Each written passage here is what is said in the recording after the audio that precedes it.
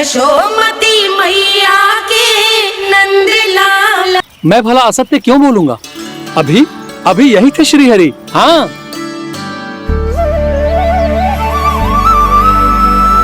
हाँ, जैसे श्री हरि को तो कोई कार्य है ही ना। वो तो आतुर होके बैठे रहते हैं कब तुम हरि हरि बुलाओ और वो दौड़े चले आए। भगवान तो भक्तों के पास आने के लिए सदैव आतुर रहते हैं। बल्कि सत्य तो यह है कि भक्तों के मन में ही निवास करते हैं भगवान। भगवान तो भक्त के पास आने के लिए सदैव ही आतुर रहते हैं शंकरी मौसी। बल्कि सच्ची बात तो ये है कि भगवान हमारे मन में ही निवास करते हैं। कम से कम तू तो इसे बढ़ावा मत दे जशोदा। जब देखो जब हरि नाम की रट लगाए रहते है। हरि बोलते बोलते ऐसो बावलो होता है कि सारा कार्य भूल जाता है। 2 दिन से अपनी मटकी के लिए चक्कर काट रही हूँ। अभी तो एक चक्कर और लगाना होगा आपको।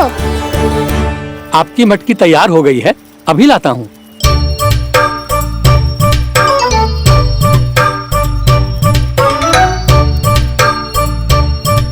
लो जी मटकी।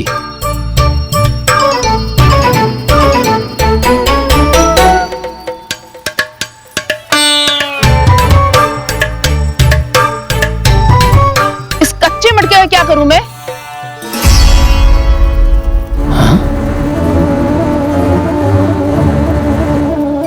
पर इसे तो मैंने भट्टी में पकाया था।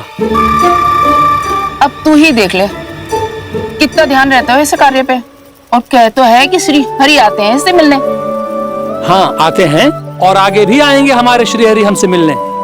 और आके मोक्ष देंगे, है ना? मांगूंगा तो मोक्ष भी दे देंगे, मांगूंगा तो मोक्ष भी दे देंगे, मांगूंगा तो मोक्ष भी दे देंगे। अभी तो ये बता कि तू मुझे मेरी मटकी कब देगो? और मेरी मांग कब पूरी करोगे भोला राम जी? मेरो घड़ा मेरे दिए तो तैयार है ना कल एकादशी की पूजा और व्रत के लिए। एकादशी का व्रत? हाँ, एकादशी का व्रत। इसे करने से श्री हरि बहुत प्रसन्न होते हैं। अच्छा, फिर तो अभी लाया।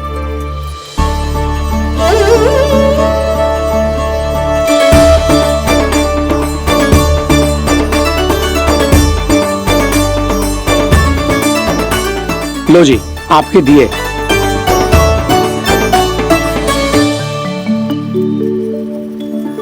और जो हमने मांगा है वो?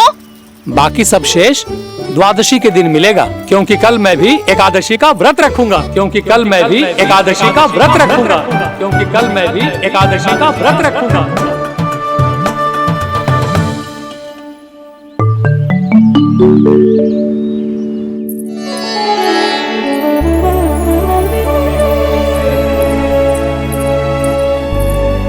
जानकी, फूलों का प्रबंध हुआ कि ना? हाँ भाभी, जे रहे। सदैव विलंब कराती है। पर भाभी इस बार तो फूल समय से ही लाई थी। क्या हुआ जशोदा? अभी तो पूजा की तैयारी ना हुई? देखो ना मौसी, ये जानकी ना कुछ छूट ही जाता है इसके कारण। एकादशी की पूजा और व्रत आते ही जसोदा भाभी इतनी वग्र हो जाती है। ऐसो क्या होगा इस पूजा में?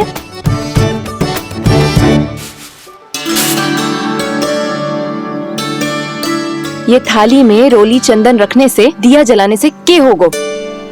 आपको पता भी है एकादशी का व्रत क्यों रखते हैं? क्या महत्व है इसका? लो, जे तो मैं जसोमती रानी से पूछना भूल ही गया।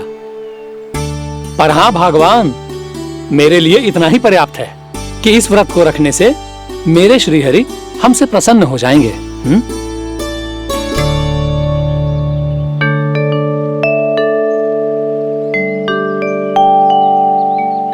नारायण ही जाने ऐसे कैसे पूजा करते हैं जे श्री हरि की एक मूर्ति तक ना है इनके पास।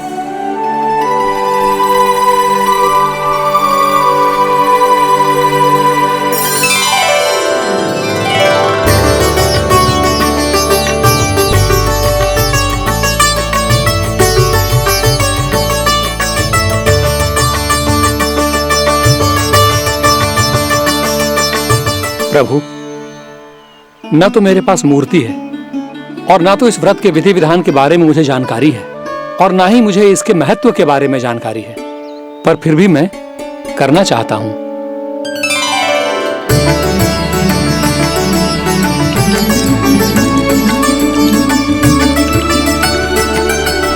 इसीलिए मैं दृढ़ संकल्प लेता हूं, पूरी निष्ठा के साथ, श्रद्धा के साथ और पूरी आस्था के साथ मैं इस व्रत को संपन्न करूंगा।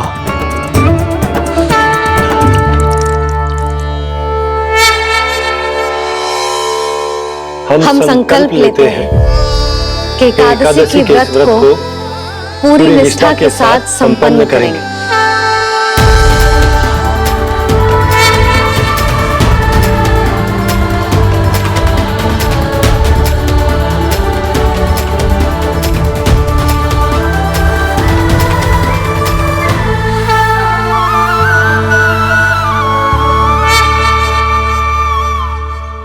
तुलसी जी के पत्ते तो है ही ना।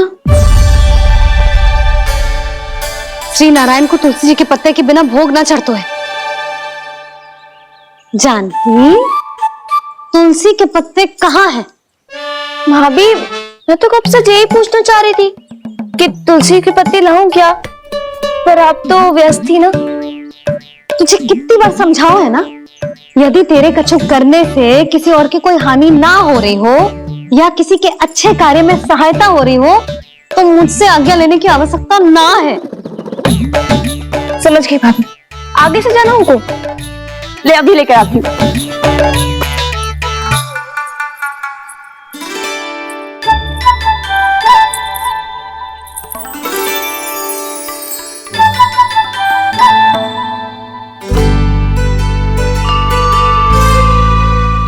ताऊ, आपने पहले ये व्रत करो।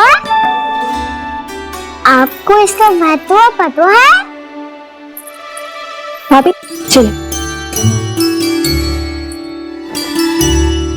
जानकी, तुमने ये व्रत करो है, फिर तुमको इसका महत्व पता है? सुमति जी, आपको पता है इसका महत्व? कान्हा, क्यों तुम कर रहे हो सबको? मैया, सबने करो ये व्रत, मुझे भी करना है।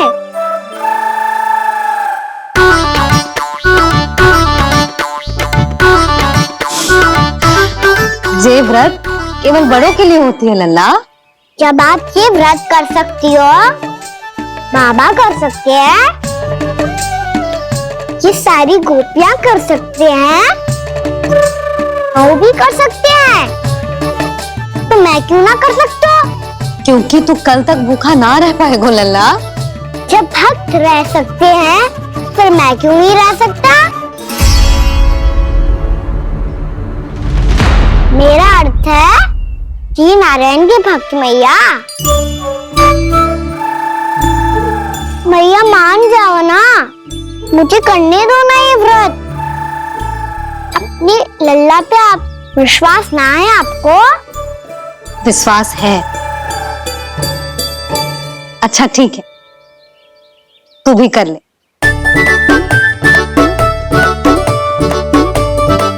पर मैया, व्रत की कथा तो सुनाओ। मैं तो अबध हूँ ना, मुझे कैसा पता चलेगा कि ये व्रत करते क्यों है?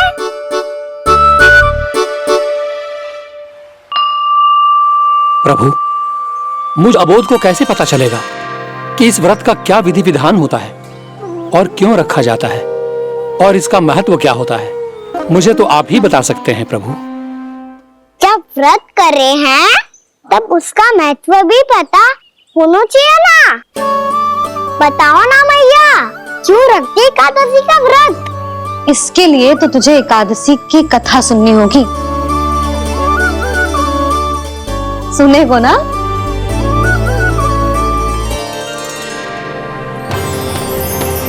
वसुदेव सुतं देवं कंस चाणूरमर्दनम् श्रीहरि, यशोदा परमानंदं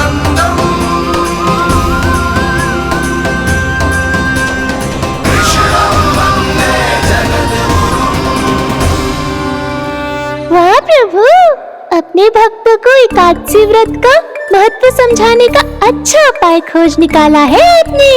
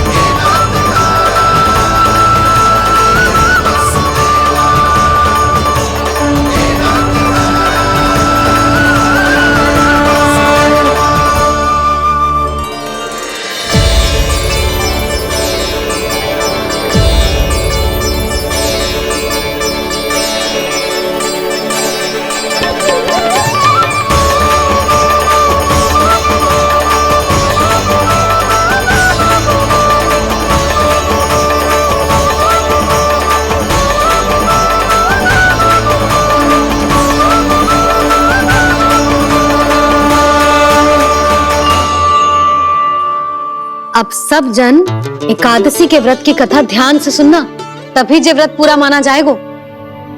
समझो लल्ला।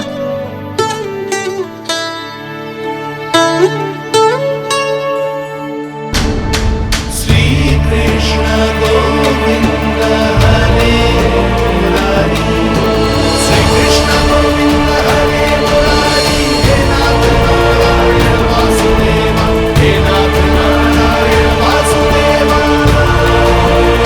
वासुदेव।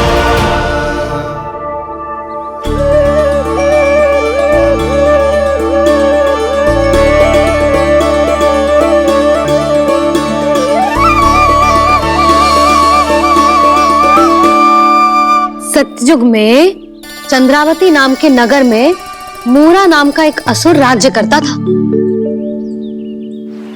ओम ब्रह्मदेवाय नमः।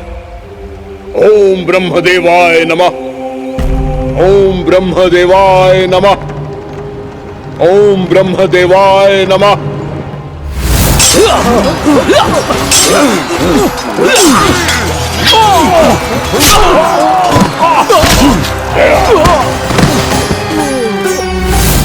ओम ब्रह्मदेवाय नमः। ओम ब्रह्मदेवाय नमः। जब उसने देवताओं के हाथों असुरों की पराजय देखी, तब वो वरदान पाने के उद्देश्य से ब्रह्मा जी की तपस्या करने चला गया।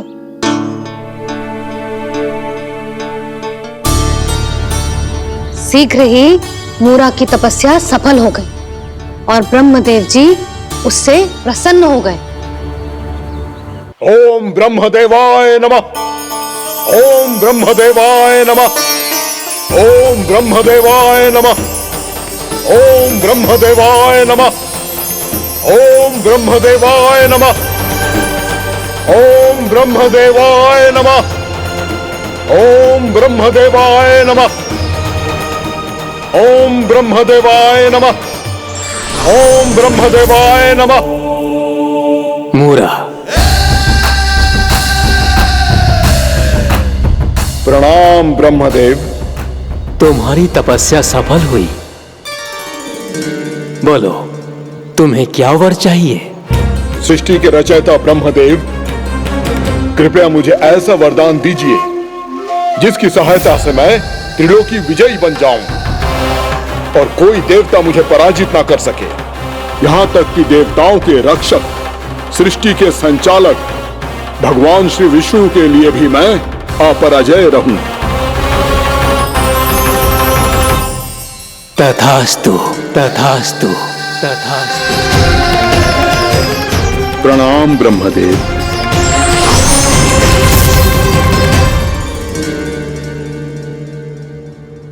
ऐसा वरदान पाकर मूरा बहुत अभिमानी होगा। यक्षों, किन्नरों, यहाँ तक कि देवताओं को भी युद्ध के लिए ललकारने लगो, पर किसी ने भी उसकी ललकार को स्वीकार ना करो,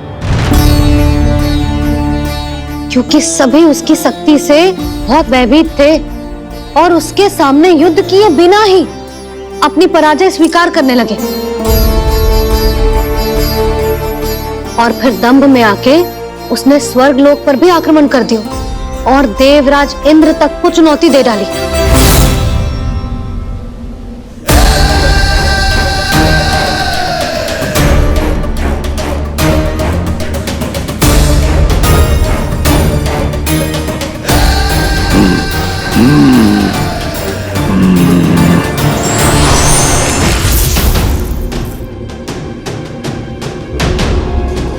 मैं प्रतीक्षा कर रहा हूं देवराज, क्या उत्तर है तुम्हारा?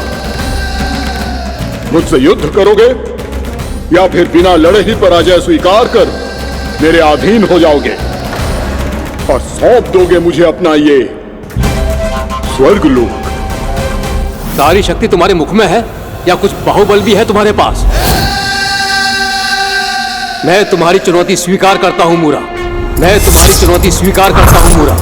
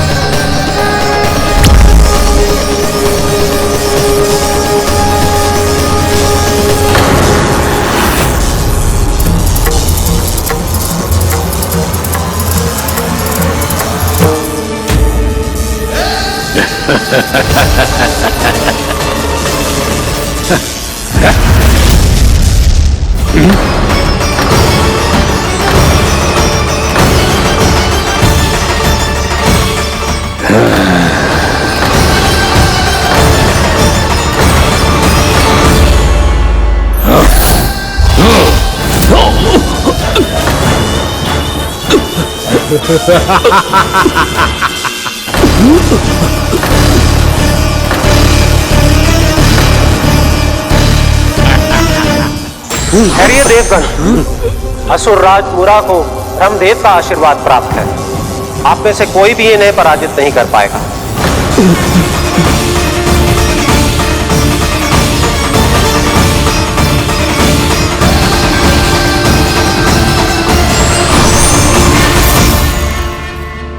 एक अवसर और देता हूं देवराज, युद्ध या अधीनता, क्या उत्तर है तुम्हारा देवराज?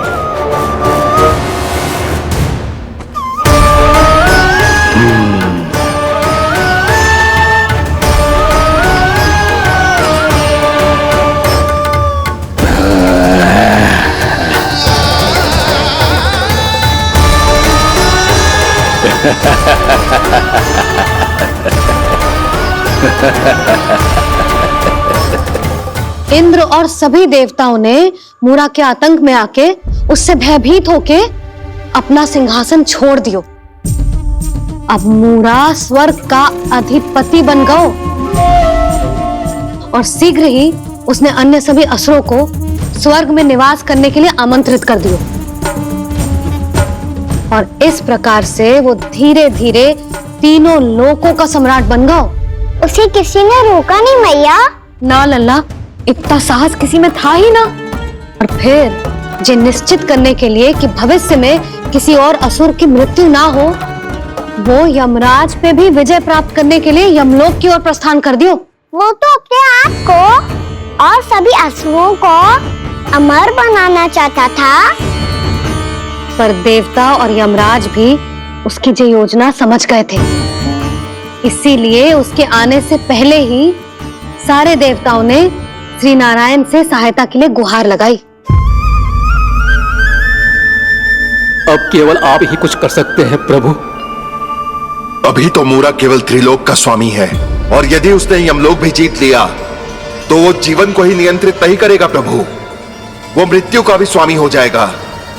ऐसे में पहले सृष्टि का संतुलन तो नष्ट होगा प्रभु, और फिर स्वयं सृष्टि ही नष्ट हो जाएगी। ऐसा नहीं होगा यमदेव, नियति ऐसा होने ही नहीं देगी। विधि रचेगी खेल और मैं बनूंगा माध्यम। असुर राज मुरा का सामना मैं करूंगा। बस आप मुझे चुनौती देने के लिए उसे तैयार कर लीजिए, चाहे उसके लिए आपको साम दाम दंड भेद कोई भी उपाय क्यों ना अपनाना पड़े।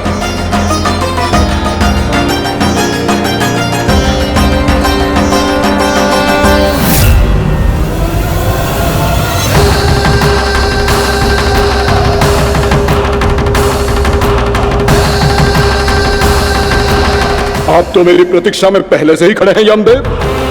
तब तो आपने मेरी चुनौती के बारे में भी सुना ही होगा। कहिए, क्या उत्तर है आपका? मेरा स्वागत करके अपना राज्य त्यागेंगे या मेरा सामना करके अपने प्राण? असुर राज मुरा का सामना मैं करूंगा। बस आप मुझे चुनौती देने के लिए उसे तैयार कर लीजिए, चाहे उसके लिए आपको साम दाम दंड भेद कोई भी उपाय क्यों ना अपनाना पड़े।